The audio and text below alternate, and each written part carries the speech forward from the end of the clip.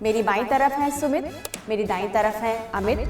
सम्राट चौधरी कैसे यहाँ तक पहुँचने में कामयाब हुए हैं? उन्होंने साबित किया कि नीतीश कुमार के अलावा पार्टी में सबसे बड़े नेता के तौर पर हैं। अगर सुशील मोदी होते तो क्या सुशील मोदी को मौका मिलता? तो अंदर खाने नीतीश कुमार चाहते थे कि यदि लोधी के पास से जाए तो कुशवाहा के पास चली जाए, हमें कोई दिक्कत नहीं। सम्राट चौधरी को अब तक जो देखा गया है वो बोलते ज्यादा है, करते हुए कम नजर आया। वो हमेशा से अपने आप को नीतीश की छत्रछाया से बाहर रखे। बिहार में बीजेपी को सम्राट चौधरी मिला, पर सम्राट चौधरी पर दाग है। मुझे लगता है मौके तो मिले हैं, लेकिन अपने आप को वो प्रूव नहीं कर पाए हैं। बिहार की राजनीति लालू प्रसाद से के इर्द गिर्द ही घूमेगी। सरकार को, संगठन को आगे बढ़ा सकेगा वही व्यक्ति आगे होगा। नमस्कार, रिपोर्टर्स अनकट में आप सबका बहुत बहुत स्वागत है। फिर हाजिर हूँ अपने रिपोर्टर साथियों को लेकर, जो इस हफ्ते की बड़ी खबरों पर चर्चा करेंगे। वो विस्तार से बताएंगे कि बिहार में क्या हुआ। मेरी बाईं तरफ है सुमित अवस्थी जी, देश के नामी गिरामी एंकर हैं और टाइम्स नाउ नव भारत पर रोजाना शाम 7 बजे चक्रव्यूह लेकर आते हैं। मेरी दाईं तरफ है अमित कुमार, टाइम्स नाउ नव भारत के नेशनल एडिटर हैं। सुमित जी की बाईं तरफ है हिमांशु तिवारी, देश और दुनिया की बड़ी खबरों पर नजर रखते हैं और टाइम्स नाउ नव भारत पर रोजाना वो फैक्ट के साथ खबरों को लेकर आते हैं। अमित जी की दाईं तरफ है रंजीता झा। रंजीता कांग्रेस और देश की तमाम खबरों पर नजर रखती हैं, विपक्षी पार्टियों से खास तौर पर वो लेकर आती रहती हैं इनपुट्स और फिर हम सबको बताती हैं। तो आज चर्चा की शुरुआत करते हैं। पहले मैं अपने प्रदेश चलती हूँ। मेरा जो क्षेत्र है, मेरा घर, मेरा गाँव, मेरा राज्य बिहार में नए मुख्यमंत्री चुन लिए गए हैं, सम्राट चौधरी। एक समय 2023 का मुझे याद आता है कि सम्राट चौधरी एक मुरेठा, जिसको हम बिहार में बोलते हैं मुरेठा यानी पगड़ी बांधा करते थे कि जब तक नीतीश कुमार को हटा नहीं दूंगा पगड़ी नहीं खोलूंगा। हालांकि तो परिस्थितियां इस तरह हुई कि वो नीतीश कुमार के साथ गए, लेकिन देख लीजिए नीतीश कुमार को तो उन्होंने हटा ही दिया और खुद सत्ता पर काबिज हो गए हैं, सम्राट बन गए हैं। तो अमित, सबसे पहले मैं आपके पास आती हूँ। सम्राट चौधरी कैसे यहाँ तक पहुँचने में कामयाब हुए हैं? कौन सी सियासी गोटी तिकड़म क्या कहें, कैसे पहुँचे हैं या अपनी मेहनत के बल पर वो यहाँ तक आए? नहीं, सबसे बड़ी चीज़ की मुझे लगता है कि बिहार में पिछले कुछ दिनों में, अगर पिछले 20-25 साल का अगर आप बिहार की राजनीति में बीजेपी की अगर देखें तो बीजेपी में सुशील मोदी के अलावा कोई दूसरा व्यक्ति उस तरह से अपने आप को खड़ा नहीं कर पाया। मेरी जैसे पिछले बार भी हम लोग बात कर रहे थे, नड्डा जी से एक बार बैठे थे, बातचीत हो रही थी, तो उन्होंने बात में ऐसे कहा कि मैंने बोला कि पार्टी में कई लोग नाराज़ हो रहे हैं कि आप बाहर वालों को इतना तवज्जो दे रहे हैं। बोले अंदर वाले सबको तो मौका मिला ना भाई। इससे पहले मंगल पांडे थे, जायसवाल जी थे, नित्यानंद राय थे, सबको अध्यक्ष बनाया। किसी ने अपने आप को क्या उस तरह से स्टैब्लिश किया? भाई सरकार में भी अगर आप होंगे, अगर सहयोगी दल भी होंगे, तो लेकिन एक पार्टी के अध्यक्ष के तौर पर आपको अपने को स्टैब्लिश करना होता है। किसी ने नहीं किया भाई। 8 साल 9 साल पहले आए सम्राट चौधरी ने, जब उनको अध्यक्ष बनाया गया तो उन्होंने अपने आप को स्टैब्लिश किया एक विपक्ष के तौर पे भी, और जब आप सरकार में भी थे, आप जब डिप्टी सीएम भी थे, तो डिप्टी सीएम में भी उन्होंने एक अपना ऑरा बनाया। वो हमेशा से अपने आप को नीतीश की छत्रछाया से बाहर रखे। यही सबसे बड़ी पहचान होती है एक व्यक्ति की, एक नेता की, जो कि अलग होकर खड़ा हो सकता है। और ये कहा जाता है कि लीग में, भीड़ में तो हर कोई होता है, जो भीड़ से बाहर होता है उसको लोग चुनते हैं, उसकी तरफ देखते हैं। मुझे लगता है कि ये पुरानी वाली बीजेपी नहीं है जहां पर संघ की पृष्ठभूमि होनी चाहिए, कार्यकर्ता एबीवीपी का होना चाहिए, तो उसको ही पार्टी बनाएंगे। उन्होंने पुराना काम किया। जो सरकार को, संगठन को आगे बढ़ा सकेगा वही व्यक्ति आगे होगा। और इसका एग्जाम्पल हमने देखा, हेमंत बिश्व शर्मा को भी देखा और यहाँ पर सम्राट चौधरी। और इसीलिए मुझे लगता है कि उस लिहाज से देखें, हम और सुमित सिंह भी कई बार बात करते कि और भी कौन नेता होगा जो है, लेकिन अभी की परिस्थिति में उन्होंने अपने आप को इस्टेब्लिश किया। उन्होंने साबित किया कि नीतीश कुमार के अलावा पार्टी में सबसे बड़े नेता के तौर पर हैं और वो अपने आप को आगे बढ़ाए और पार्टी को भी आगे बढ़ाए, और इसलिए उनको ये चीज़ मिली। और मुझे लगता है एक नई शुरुआत बीजेपी में और बिहार में हुई है। 20 साल, लगभग 20 साल 5 महीने 6 महीने 4 महीने के बाद जाके ये सत्ता परिवर्तन हुआ, जिसका जो लक्ष्य बीजेपी का था। और मुझे लगता है उसी जो पुराना जो एक विकास का और सुशासन की जो धारा लेकर बढ़ी थी एनडीए, उसको आगे बढ़ाएगी। और पार्टी को भी लगा होगा कि उसी चीज़ को बढ़ाने में अगर कोई काबिल है तो वो सम्राट चौधरी, और इसलिए उनको ये जिम्मेदारी मिली। और मुझे लगता है कि वो इस चीज़ को बढ़ा पाएंगे। इसी उम्मीद तो बिहारी के तौर पर हम करते हैं। जैसा आमतौर पर हमने देखा, मध्य प्रदेश की बात करें, छत्तीसगढ़ की बात करें, राजस्थान, जितने सीएम बनाए गए हैं हाल फिलहाल में या 2014 के बाद से, सारे सीएम कहीं ना कहीं या तो आरएसएस की पृष्ठभूमि के थे या बीजेपी के बहुत पुराने कार्यकर्ता थे। अभी मैं सम्राट चौधरी के मामले में तो आप कह ही सकते हैं 2017 में पार्टी में आए और इतनी जल्दी उन्होंने जो है अपनी इतनी बड़ी जगह बना ली कि आज वो सीएम बन गए हैं। इसमें तो शक ही नहीं, अमित ने बता ही दिया कि क्यों बन गए, कैसे उन्होंने पार्टी को संभाला, जिताया, यहाँ तक पहुँचाया, वो सब का उनकी काबिलियत है और वहाँ तक पहुँचे।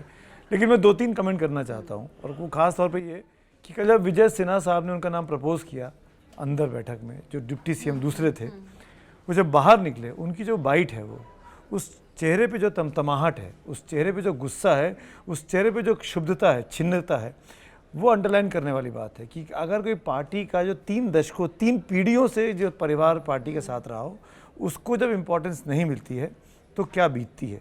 ये विजय सिन्हा के उस कमेंट से मैं चाहूंगा कि अगर आपका मौका मिले एडिट में तो उस बाइट को लगा भी दीजिएगा। कुछ ऐसा ही थोड़ा सा दुख की एक झलक गिरिराज सिंह के चेहरे पर भी दिखी थी। जैसे उन्होंने गिनाया कि भाई मेरा परिवार 3 दशकों से 3 पीढ़ियों से संघ की और परिवार की सेवा कर रहा है, मुझे नहीं पूछा गया। मतलब ये नहीं कहा कि मुझे नहीं, हम सेवा करते हैं, हम त्याग बलिदान को मानने वाली पार्टी है, तपस्या, खून बहाया, लहू बहाया, उसके बाद पार्टी को यहाँ पहुँचाया। खैर मुझे मेरे कमांडर ने आदेश दिया तो अनुशासित सिपाही होने के नाते मैंने सम्राट चौधरी का नाम प्रस्तावित किया। तो ये बात कोई साधारण आदमी नहीं बोलता है, ये कोई खुशी खुशी नहीं बोलता है, इसमें कई खिन्नता, क्षुब्धता, गुस्सा, विरोध सब दिखाई देता है, पहली चीज़। दूसरी चीज़ जो मैं कहना चाहता हूँ, बीजेपी को इंट्रोस्पेक्ट करना चाहिए, जो अपने आप को काडर बेस्ड पार्टी बोलती है। आप पिछले 30 सालों से 95-96 से लेकर आपका जेडीयू के साथ टाई अप था, जब से वाजपेयी जी की सरकार बनी और नीतीश कुमार, जॉर्ज फर्नांडिस साथ में थे। अब 30 साल से टाई अप चले आ रहा है, और 30 साल में आप लगभग बिहार में 20 साल शासन में रहे, आप हमेशा जूनियर पार्टनर बन के रहे, हेड्स ऑफ टू यू। पर आपको 20 साल में एक नेता नहीं खड़ा कर पाए। आपको सुशील मोदी क्योंकि आज नहीं है तो हम उनका नाम लेते हैं, अगर सुशील मोदी होते तो क्या सुशील मोदी को मौका मिलता? मैं तो ये सवाल पूछना चाहता हूँ बीजेपी के लोगों से। और मैं इसलिए कहना कई बड़े नेता है, रविशंकर प्रसाद बहुत बड़े नेता, आपने सबको किनारे कर दिया। आपने उनको उनकी मतलब 60 की उम्र तक आते आते सबको रिटायरमेंट की दहलीज पर आके खड़ा कर दिया।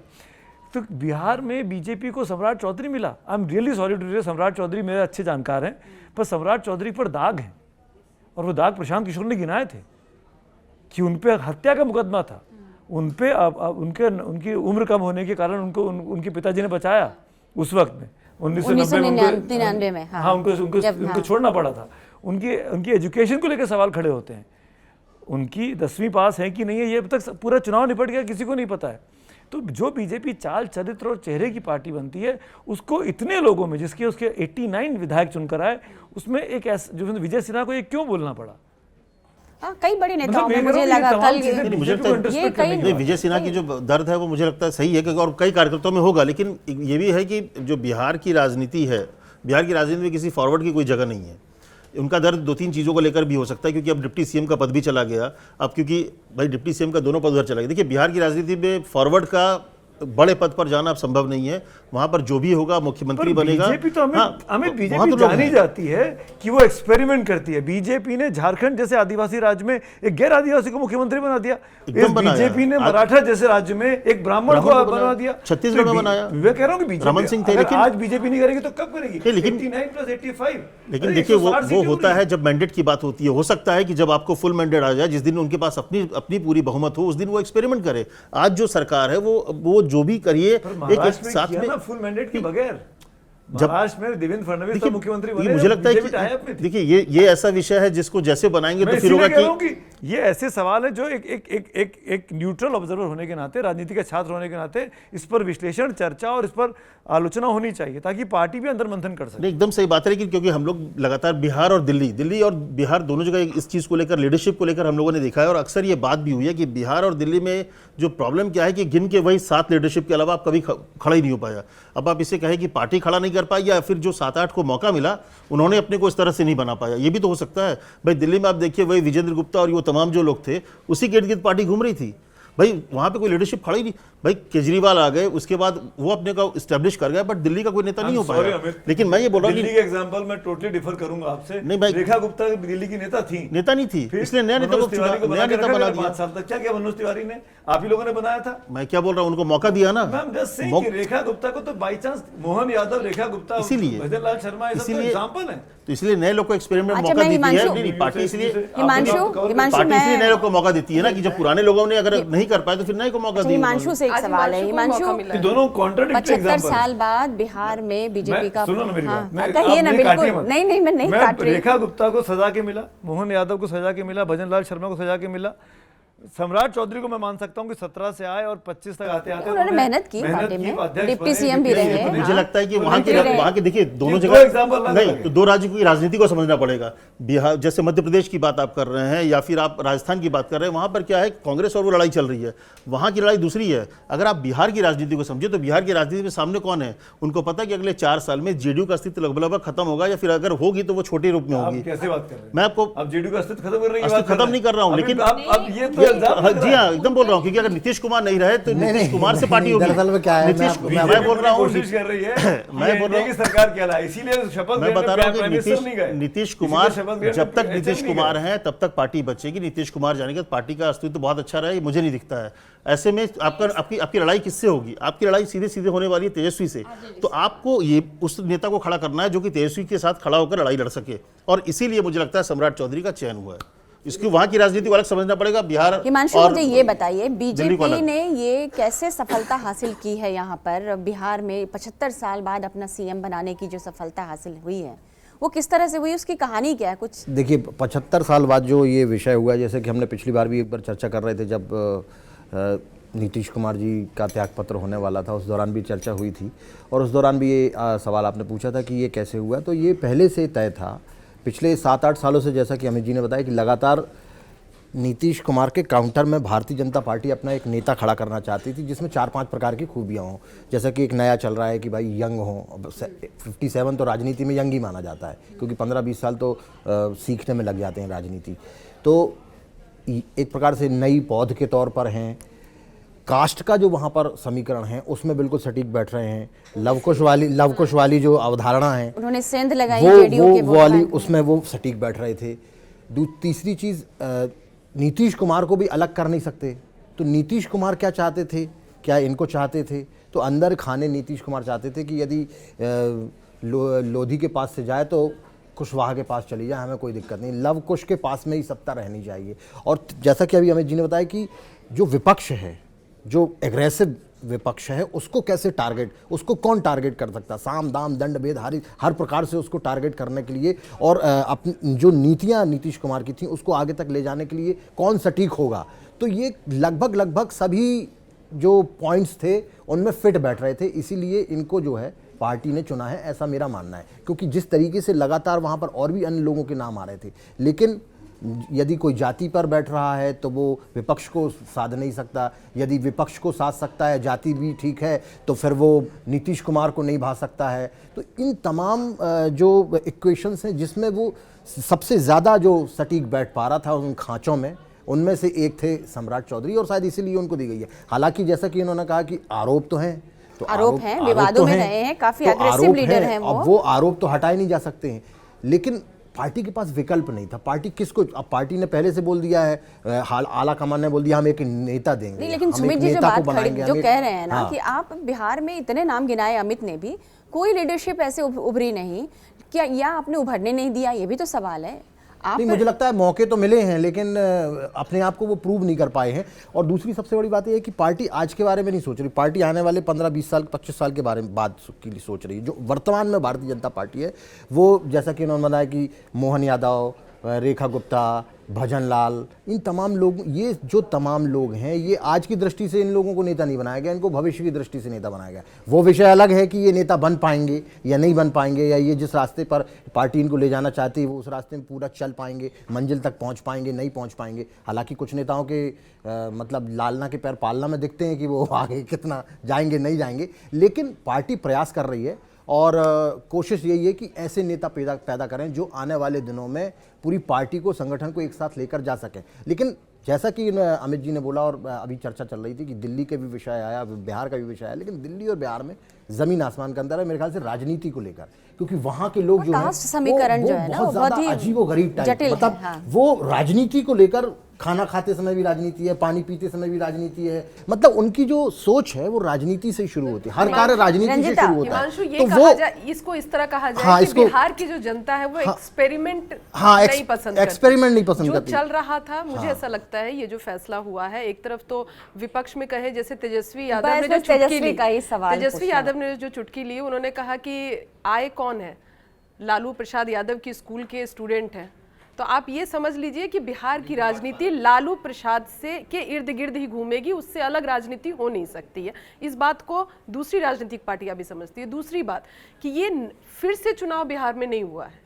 ये जो चुनाव हुआ था जिसमें मैंडेट मिला था एनडीए को, जेडीयू और बीजेपी, ऐसा नहीं बीजेपी अकेले चुनाव लड़के जीत कर आई है और उनका कास्ट कॉम्बिनेशन चलेगा। नहीं, नीतीश कुमार चेहरा थे और जिस कास्ट कॉम्बिनेशन, बिल्कुल नहीं, मैं यही चीज 5 साल को 5 महीने में कन्वर्ट कर दिया। मैं यही चीज कहना चाह रही हूँ कि ये कोई नया बहुत जल्दी हो गया। अम्बेडकर जयंती पर दलित को नहीं पूछा, बहुत जल्दी हो गया ये नीतीश कुमार का, इतनी जल्दी सम्मानजनक उनकी तबीयत भी बहुत तेजी से गिर रही थी, उनकी रफ्तार भी जो तबीयत खराब थी वो भी बहुत तेजी से था। ये भी मजबूरी था क्योंकि वहाँ पे उनका सपना था आने का, मुख्यमंत्री पद से बड़ा पद। इसके बाद वो तो उनको तय आमतौर करना पर था। लोग राज्यसभा छोड़ के नहीं, वो एक्चुअली वो क्या है ना, वो वही वाला पद बस नहीं ले पाए थे, तो वो रिकॉर्ड जो है वो रिकॉर्ड बनाना चाहते थे। वो वो एक लिखी हुई स्क्रिप्ट आपको दी गई आपने। रंजीता जी हर बार बोल नहीं पाती, नहीं आप बोलिए। ये सब लोग अपनी अपनी बातें करते नहीं, आप हैं बोलिए, और आप बोलिए। विपक्ष बोलता रहता है तो डाइवर्ट विपक्ष की आवाज को दबाने की माइक बंद नहीं हो रहा है। रंजिता, मैं विपक्ष पे ही आती हूँ। तेजस्वी यादव की, जैसा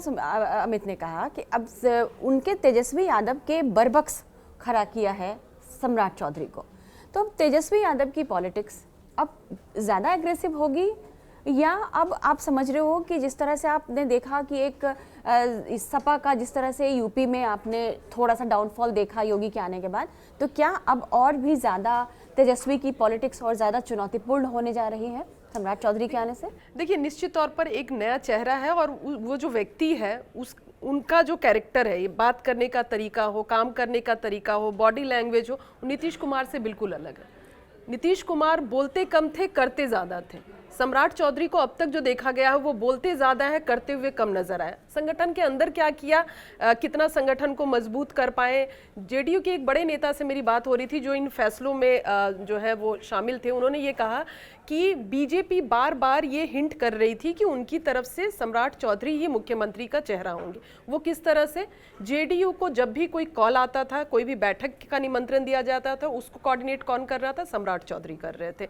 बीजेपी के जो स्टेट लेवल अगर कोई कार्यक्रम हो रहा है, नीतीश कुमार से कोई बात करनी है, तो वो कौन बात करता था? सम्राट चौधरी करते थे। जब सरकार बन गई उसके बाद सेकेंड इन कमांड किसको दिया गया? सम्राट चौधरी को दिया गया। नीतीश से लेकर गृह मंत्रालय की जिम्मेदारी किसको गई? तो सम्राट चौधरी को गई। तो ये तमाम जो समीकरण थे, ये कहीं ना कहीं ये लग रहा था कि सम्राट चौधरी को ही मुख्यमंत्री बनाया जाएगा, ये बीजेपी कह रही है।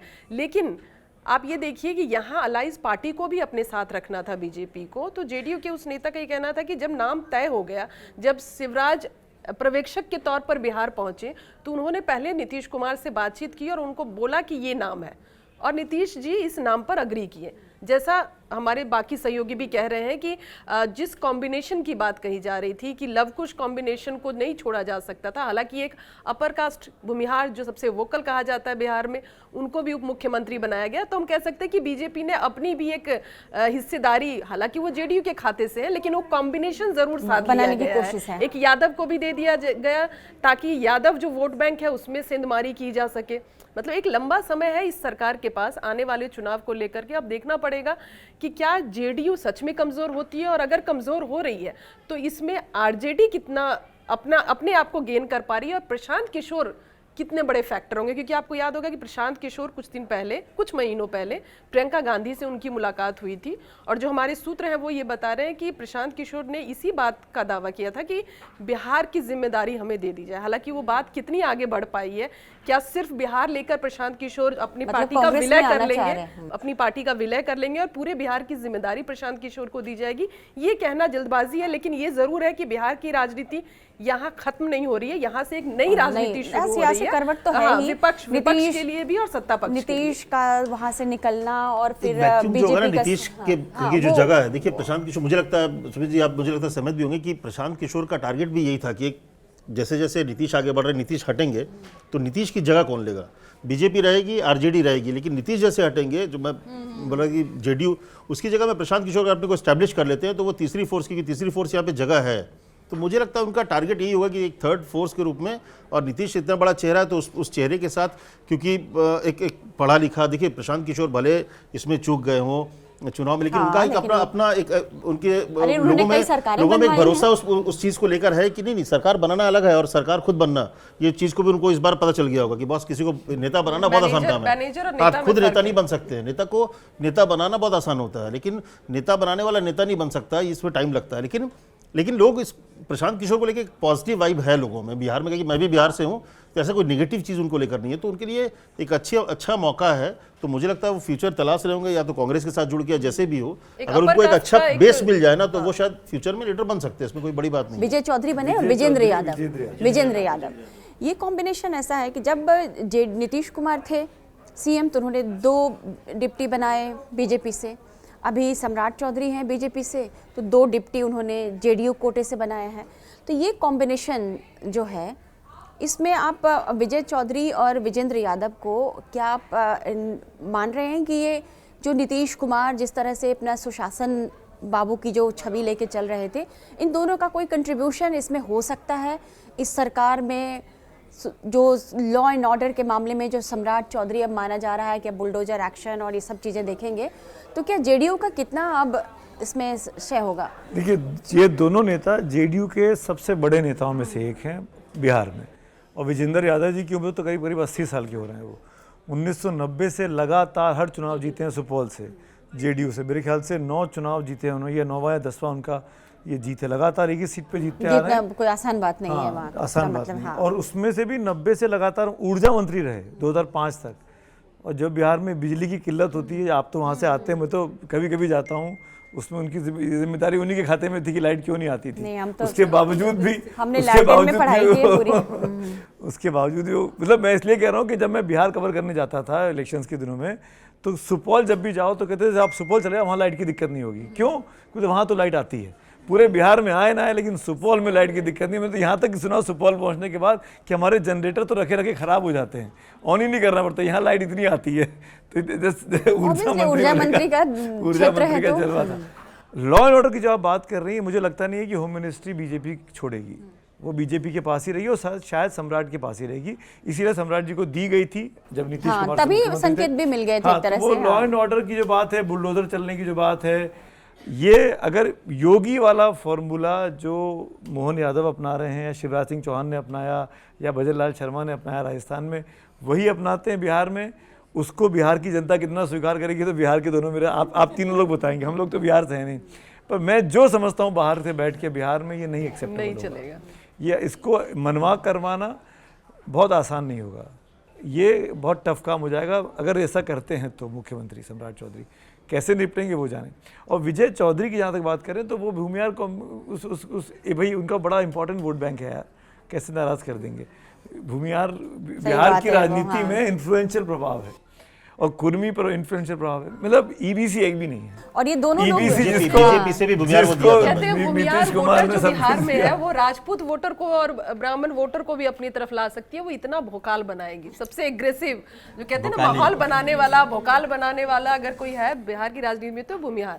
आप देखिए आबादी बहुत कम है भूमिहारों की, लेकिन एग्रेसिव वो ज्यादा रहेंगे। उनके सामने फिर राजपूत वोटर है या अपर कास्ट जो वोटर रहेंगे उनको अपनी तरफ लाने में सबसे ज्यादा, अगर यही वजह है। आप देखिए किसी भी राजनीतिक पार्टी में भूमिहार वोट बैंक को कोई पार्टी छेड़ना नहीं चाहती है, सबसे ज्यादा उम्मीदवार भी लेकर आती है। कांग्रेस जैसी पार्टी जो कहा जाता है कि सबसे ज्यादा यादव, क्योंकि गठबंधन था, आरजेडी जो है वो यादव को ज्यादा टिकट दे रही थी, मुसलमानों को कांग्रेस दे रही थी। कांग्रेस कह रही थी हम दलितों को वोट देंगे। सबसे 12 से 13 भूमिहार उम्मीदवार कांग्रेस की तरफ से थे। आप समझिए कि इस बात को विपक्षी भी समझते हैं कि भूमिहार को इग्नोर नहीं किया जा सकता है। हाँ, वो विपक्ष भी चाहता था कि जो बीजेपी का कोर वोटर है वो उसमें सेंधमारी करके इस तरफ लाएगा, लेकिन बीजेपी भी यही चाहती है कि वो जो ऑलरेडी बना हुआ है ना खजाना, वो खाली ना हो पाए, वो बना रहे। कोशिश उसकी यही है।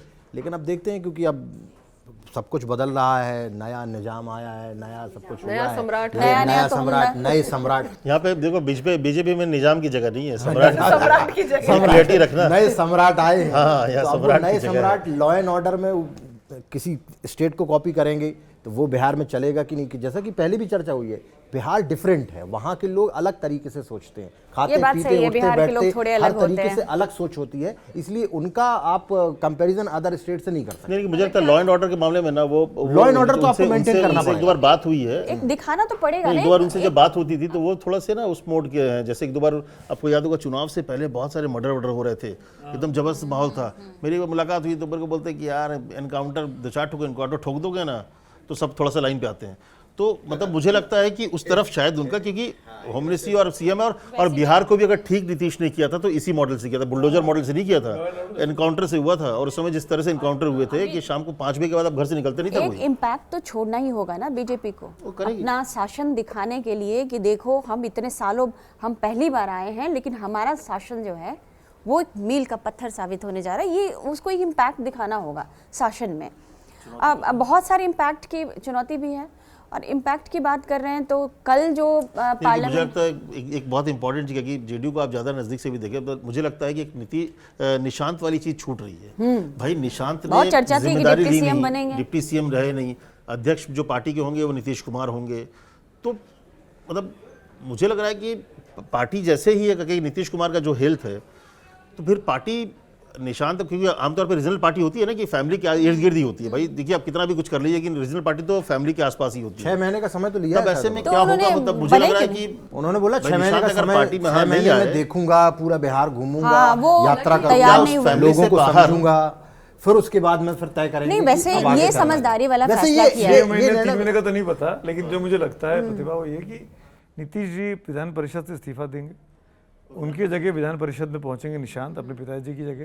तो जब वो हाउस में पहुंच जाएंगे और जब वो हाउस में बैठने लगे, अभी तो हाउस पता ही नहीं है उनको ना, हाउस की प्रोसीडिंग्स ठीक का बात हिस्सा भी नहीं है पता ना। है उनको, पता नहीं 0 आर क्या होता है, क्वेश्चन आर क्या होता है, स्पीकर कहाँ बैठता है, ये तमाम जो निटिगिटीज होती हैं एक बार एक्लेमेटाइज तो हो जाए उस सिचुएशन से। और ये समझदारी भरा फैसला है। बहुत अच्छा फैसला, और मेरे को ये लगता है समझदार कि निशांत से अधिक ये फैसला नीतीश कुमार का है। नीतीश कुमार अपने रहते हुए पूरी राजनीति उन्होंने परिवारवाद के खिलाफ की बीते 35 साल की।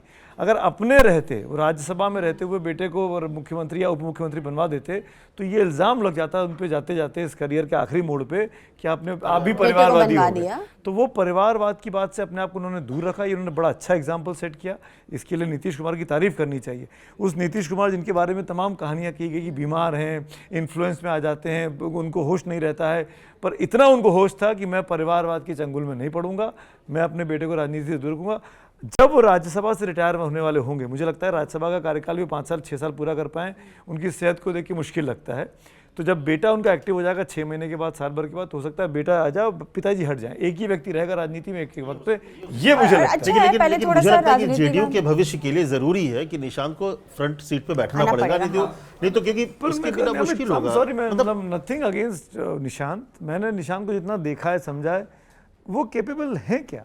नहीं है, क्या वो जेडीयू को एक रख पाएंगे? क्या रख जो पाएंगे। नीतीश कुमार का कोर वोटर है, जो नीतीश कुमार के ऊपर दीवाना है, जो नीतीश कुमार को इतने सालों से जिताता आ रहा है, क्या वो निशांत कुमार को अपना नेता मानेगा? निशांत कुमार ने ऐसी कैपेबिलिटीज़ नहीं दिखाई। भाई वो 45-46 साल के व्यक्ति हैं, कोई चुनाव में एक्टिव पार्टिसिपेशन नहीं, कभी राजनीति में एक्टिव पार्टिसिपेशन नहीं। मैं ज़रूर संजय झा और ललन सिंह वगैरह बोलते हैं कि बहुत काबिल हैं, बहुत अच्छे हैं, पर हमारे लिए तो आज भी वो मिस्ट्री है। नहीं, सबके लिए मिस्ट्री। और देखिए ना, मैं इसलिए बोल रहा हूँ कि जेडीयू के भीतर जो अलग सेक्शन बना हुआ, देखिए एक तरफ फॉरवर्ड वाले टाइप के हो रहे हैं जिसमें ललन सिंह और है, अंदर से भी वहाँ पे अति पिछड़ों का ग्रुप है जो कि विरोध कर रहा है। तो मैं उसको उस दूसरे तरीके से बोल रहा हूँ। पार्टी को बचाने के लिए क्या होता है कि जब परिवार होता है तो एक लिहाज की वजह से पार्टी एकजुट होती है। वो ठीक है कि वो उनमें कैपेबिलिटीज़ क्या है नहीं है, बहुत फैमिलीज़ वाले लोग ऐसे आए जो बिना कैपेबल भी हो, लेकिन क्योंकि परिवार के अपने चलते हैं। मुझे लगता है कि अगर वो कमज़ोर पड़ते या हटते हैं तो फिर पार्टी को बांधना मुश्किल होगा, क्योंकि फिर वहाँ पे वर्चस्व की लड़ाई शुरू हो जाएगी। क्योंकि रीजनल पार्टी की दिक्कत तो यही है ना कि आप ललन सिंह को क्या नेता कोई मानेगा, क्या संजय झा को कोई नेता मानेगा, फिर संजय झा के अलावा क्या जो दूसरा पक्ष का नेता माने, वहाँ पर वो जो फ्रिक्शन शुरू होगा, ये इशू है। क्षेत्रीय पार्टियों में ना उस लिहाज से परिवार के प्रति ही समर्पण होता यही है। चल रहा है, राष्ट्रीय पार्टी में भी यही चल रहा है, कांग्रेस पार्टी में भी यही है। मतलब कांग्रेस में भी तो आखिरकार एक परिवार का ही व्यक्ति को अभी तक सर्वोच्च पद पर रखा कार्यकर्ताओं गया है, तो कार्यकर्ताओं को ये तर्क नहीं चलता पार्टी कि वो को- परिवार के हैं या उनके बेटे हैं। कार्यकर्ताओं को यही अच्छा भी लगता नीतीश है के बेटे और उसी को, हाँ, नीतीश के बेटे हैं, नीतीश वो के उसको बेटे हैं। उस तरह से निशांत की देखते अपनी हैं। कोई बहुत पहचान नहीं कैपेबिलिटी है। में तो राहुल गांधी पे भी सवाल उठते हैं कि कितने कैपेबल है, प्रियंका गांधी ज़्यादा कैपेबल है, लेकिन वहाँ पे भी पुत्र मोह है और इटली की समाज भी वही रहा है कि मतलब पुरुष प्रधान वाली चीज़ रही है। तो राहुल गांधी के लिए होता पूरा सब लोग ये कहते हैं कि भाई प्रियंका को बढ़ाओ तो शायद पार्टी ज़्यादा अच्छा कर जाए। नहीं तो हो सकता है इन फ्यूचर बहुत बढ़िया नेता निकले हैं, बहुत मतलब शांत तो हैं ही, मतलब स्वभाव और ये से अच्छी शांत बात हैं, है। यदि कूल माइंड से यदि वो राजनीति ये करते अच्छी हैं बात है आने कि वाले उन्होंने दिनों में, और जल्दबाजी जो- नहीं दिखाई जो- मंत्री बनने जो के लिए। उनके पास सुशासन की- मौके तो हमेशा हैं। जो सुशासन की जो निशांत ने कोई जल्दबाजी नहीं दिखाई, वो कखारा सीखना चाहते हैं और राजनीति का। जेडीयू मैं जिस जेडीयू नेता का जिक्र कर रही थी, उस नेता से मैंने पूछा कि निशांत वाला फैक्टर क्या हो गया। उन्होंने कहा कि सभी जो शीर्ष नेता थे जेडीयू के, वो सब उनको कन्विंस करने में लगे थे कि आप उप मुख्यमंत्री बन जाइए, उप मुख्यमंत्री की शपथ ले लीजिए। ये उनका फैसला था कि मुझे अभी ये पद नहीं चाहिए, अभी मैं संगठन में काम करना चाहता हूँ, मैं बिहार घूमना चाहता हूँ, बिहार के लोगों को समझना चाहता हूँ। क्योंकि जैसा सुमित जी ने कहा कि कभी भी हम पॉलिटिकल किसी प्रोग्राम में निशांत को हमने नहीं देखा। नीतीश कुमार के साथ एकाध कुछ कार्यक्रम में आपको कुछ वो भी झलकियां इधर दिख रही होंगी अभी आपको। दिख रही थी जब वो मैं राज्यसभा जब की बिहार में चर्चा रिपोर्टिंग शुरू करती थी 2010 में, मैंने पहली बार जब नीतीश कुमार को देखा था बेटे निशांत के साथ, वो था उनकी पत्नी की एक मूर्ति का लोकार्पण था एक पार्क में। उस समय एक तस्वीर थी जिसमें उनकी दाढ़ी बढ़ी हुई थी और मैं ये दावे से कह सकती हूँ कि वहाँ 90% मीडिया को पता ही नहीं था कि ये उनके बेटे हैं। मतलब पब्लिक अपीयरेंस बहुत कम रहा है निशांत का। इवन हाँ, तो जब वही वो अनुभव लेने बीआईटी के बाद में आएंगे तो राजनीति जब वो कोई बीआईटी दिक्कत मिश्रा नहीं में है, अनुभव पढ़ते लेना थे चाहिए। तो मैंने कहीं पढ़ा कहानी कि बताते 2 नहीं थे। साल तक किसी पता को ही नहीं पता ही चला नहीं किसी था। को कि वो मुख्यमंत्री के बेटे हैं और बहुत ही डाउन टू अर्थ होके साधारण से कहते थे कपड़ों नीतीश जी ने मना में किया बिना हुआ था। सुरक्षा के वो रहा करते थे, पढ़ते नीतीश जी थे। ने मना हाँ। किया हुआ था। तो ये परिवार में परिवार का बच्चा रहते हुए भी लेकिन उन्होंने उस तरह से उसको भुनाया नहीं, इनकैश नहीं किया कि मैं मुख्यमंत्री देखिए का उनके बेटा बेटे हैं तो हो सकता है कि ब्लड में वो गुण हो, खून से खून में गुण आता है ना कि राजनीति का, कूटनीति का, तो वो हो और सकता कोई है कि नहीं वो गुण हो, जानता। वो समय आने पे वो एक्टिवेट हो जाए। हूँ। सियासत में कोई नहीं जानता। एक्टिवेट हो आप चिराग पासवान को ही चिराग पासवान होता को ही है। देख लीजिए। जब रामविलास पासवान जी थे तो चिराग पासवान को हम लोगों ने देखा है उस समय जब वो फिल्मी हाँ, करियर वो बहुत ज़्यादा- जब वो फिल्मी करियर छोड़ करके आए तो कहाँ उनमें वो चीज, वो सियासी जो इंस्टिंक्ट जो अब हाँ, आ जो गए उनके जैसे अंदर। उनको कहते थे मौसम अब- वैज्ञानिक, हाँ, इनको नहीं कहते थे, उनको नहीं लेकिन कहते अभी थे। इनको भी थोड़ा कुछ लेकिन लोग उन्होंने बोलने वो सीख लिया और कितने आप देखो नहीं आपने देखो उन्होंने अपनी पार्टी को कितना हाँ, आगे लेकर के आ लेकर गए गए और और क्या स्ट्राइक रेट चाचा रखा से है पार्टी उन्होंने। छीनी। पर ये एक और चीज़ मैं इस पूरे बिहार के डेवलपमेंट पे अंडरलाइन करना चाह रहा हूँ कि ये काम ना बीजेपी ने बहुत अच्छा किया, जो मुझे लगता है कि उसको अप्रिशिएट करना चाहिए कि इस ट्रांजिशन को बड़ा स्मूथ और लो की रखा। हाँ, इसको हंगामा नहीं मचाया कि हमारा पहला मुख्यमंत्री बन रहा है तो हम बहुत बड़ा प्रोग्राम करेंगे, हमारे सभी उन राज्यों के मुख्यमंत्री आएंगे, पीएम खुद जाएंगे, एचएम खुद जाएंगे, बिल्कुल लो की।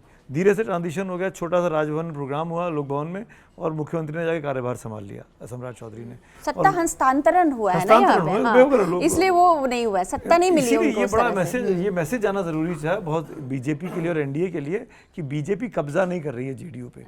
जो ये परसेप्शन बना हुआ ना कि जेडीयू समाप्त हो जाएगी, जेडीयू पर सब लोग टूट जाएंगे, जेडीयू के लोग भाजपा में शामिल हो जाएंगे, संजय झा और लल्लन सिंह ने पार्टी को बेच दिया है, अमित शाह के हवाले रख दिया है, ये तमाम चीज़ें चल रही सोशल मीडिया पर, मीडिया में।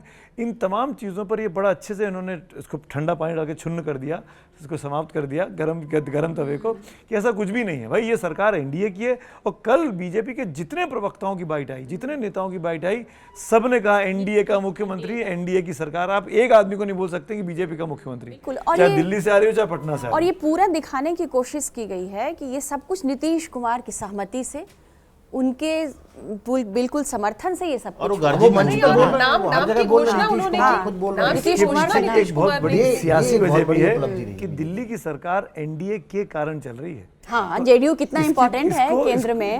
नहीं, एनडीए के बाकी साथी भी, अगर एनडीए के बाकी साथियों के मन में ये डर एप्रीहेंशन आ जाए कि बीजेपी कल हमारे साथ भी ये कर सकती है, तो ये सेहत दिल्ली की सरकार पे सेहत खराब होती, नहीं, लेकिन इसलिए वो सोच समझ के किया। डिलिमिटेशन में एनडीए के कुछ घटक दल आंखें दिखा रहे हैं, खासकर साउथ के।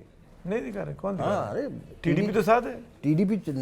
टीडीपी नहीं चाहती, साउथ के बहुत सारे लीडर्स नहीं चाहते हैं कि डिलिमिटेशन हो। हालांकि सरकार ये एक अच्छा, साथ टीडीपी लाके ने विमेन रिजर्वेशन तो चिट्ठी लिखी है चंद्रबाबू नायडू ने। वो लोग सब पूरा एक रेवंत रेड्डी ने सबको लिखा है वहाँ पे। नहीं, और पूरा कुछ- चंद्रबाबू नायडू। नहीं रेवंत ने भी लिखा। रेवंत ने भी लिखा। रेवंत रेड्डी तो विरोध का नेता होता है। मैं तो एनडीए के अलायंस की बात कर रहा आज हूँ। शाम को बैठक भी है। आज की जो कहानी थी वो पूरा जो लब्बो लुआब ये निकला कि निशांत कुमार क्यों नहीं डिप्टी सीएम बन पाए और कैसे एक नीतीश कुमार की एक सम्मानजनक विदाई हुई है बिहार की राजनीति से और अब दिल्ली में आएंगे। और तो ये आज की चर्चा में बस हम इतना ही रखते हैं और आप देखिए कि अब बिहार में क्या क्या नया होने जा रहा है, सम्राट चौधरी क्या क्या फैसले लेते हैं। अब ये कुछ दिनों में ये चर्चा का विषय रहने वाला है। तो अगले एपिसोड में एक आखिरी सवाल पूछ लूं मैं आप ही से। मुझसे सवाल आप तीनों ये बिहार से। परिपाटी नहीं है आप इस शो तीनों में। बिहार से। इस नहीं, शो मैं में ये आपकी- परिपाटी नहीं है, मुझसे नहीं, इन दोनों मैं से। आप तीनों से पूछ रहा नहीं हूँ। वो एज अ बिहारी क्या नई सरकार, सम्राट चौधरी की सरकार नशाबंदी खत्म करेगी? शराबबंदी ये बहुत बड़ा नहीं। सवाल। शराबबंदी नहीं करेगी? हाँ, नहीं करेगी। ये तो आप जानकारी बोल रहे हैं। नहीं करेगी। महिलाओं के नाते क्यों पूछ रहा था। क्यों नहीं करेंगे? क्यों नहीं करेंगे? नहीं महिलाओं वो पे अभी असर पड़ता ना है। मतलब नीतीश कुमार के इस फैसले को नहीं नहीं, अभी पलटेंगे नहीं बदलेगी। तो अभी continue नहीं, मतलब करेगा? 6 महीने continue बाद। रहेगी। अभी नहीं, अभी continue अभी करेगा। अभी continue बोला उन्होंने अभी। नहीं अभी कंटिन्यू रहेगा वो होना भी मतलब- चाहिए, वो बड़ी चीज है। मतलब वो जो continue ये उसी तरह से अभी है जैसे नीतीश जी भी मुख्यमंत्री थे ना नेक्स्ट में कल वो आनंद सिंह ने बोल दिया, क्या नाम है ना उनका जो बाहुबली ने, आनंद सिंह ने, उन्होंने बोल दिया, इसलिए और हवा लग गई कि हाँ खत्म होनी चाहिए। अमित शाह जी से आज मुलाकात हर हुई थी, जगह उन्होंने- खबर चल रही अमित शाह जी है से शराबबंदी पूछा तो पर। उन्होंने कहा कि नहीं हटाएंगे। हटाना भी नहीं तो चाहिए। ये महिला break- आरक्षण की आप बात कर रहे हो, महिलाओं का वोट लेना, महिला को सही नाराज बात कर है। तो दोगे। ये जो है शराबबंदी महिलाओं वाली से जो सवाल बड़ी पूछा था। खबर, हाँ शराबबंदी वाली बड़ी खबर आपको अमित ने दे दी है कि बिहार में ये फैसला बदलने नहीं जा रहा है। जो लोग बहुत खुश हो रहे थे कि नीतीश जी गए और अब छूट प्रशांत मिल किशोर का जाएगी, एजेंडा था ये। तो वो अब नहीं होने वाला है। चलिए साथियों, विदा लेते हैं आज के एपिसोड में, बस इतना ही। मिलते हैं अगले एपिसोड में, फिर किसी खास चेहरे को लेकर बात करेंगे, किसी खास राज्य को लेकर बात करेंगे और खूब सारी बातें करेंगे आपके साथ। तब तक बने रहिए टाइम्स नाउ भारत के डिजिटल प्लेटफॉर्म। Thank you.